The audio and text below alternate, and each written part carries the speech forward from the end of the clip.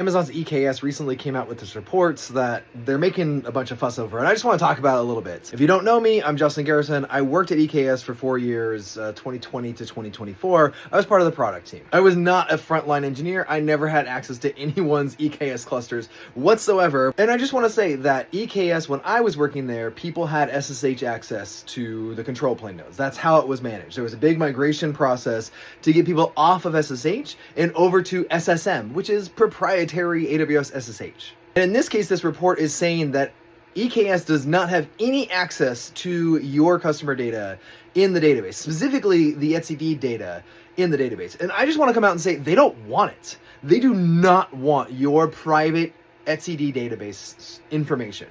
They don't need it. Why would they want that information?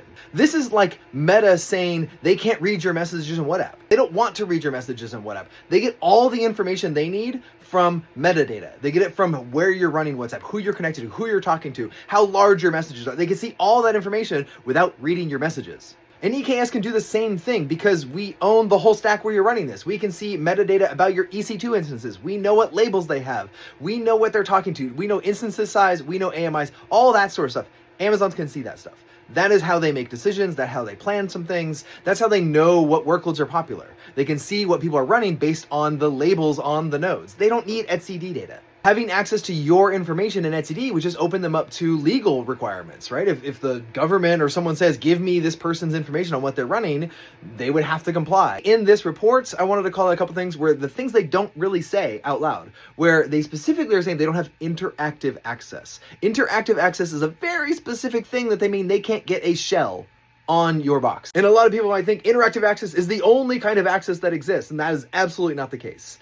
Session Manager can just run arbitrary commands and spit out to the command output. So you can run a command on any host that has Session Manager, and then you get the log basically in an S3 bucket. Is that interactive access? No, not really. It's just a really delayed loop around that bash script. They also point out here that they only are allowed to run approved commands. I have taken down production multiple times with approved commands. Some of those commands can be pretty widespread, like maybe, I don't know, system control. You might be able to do a lot of things with journal D, right? You can journal control a host. You can see a lot of information about that box. Pre-approved command can do pretty much anything you want.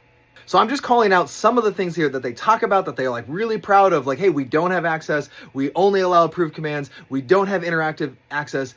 Guess what? Like, you don't need those things to get information about what people are doing, what they're running, or to even take down production.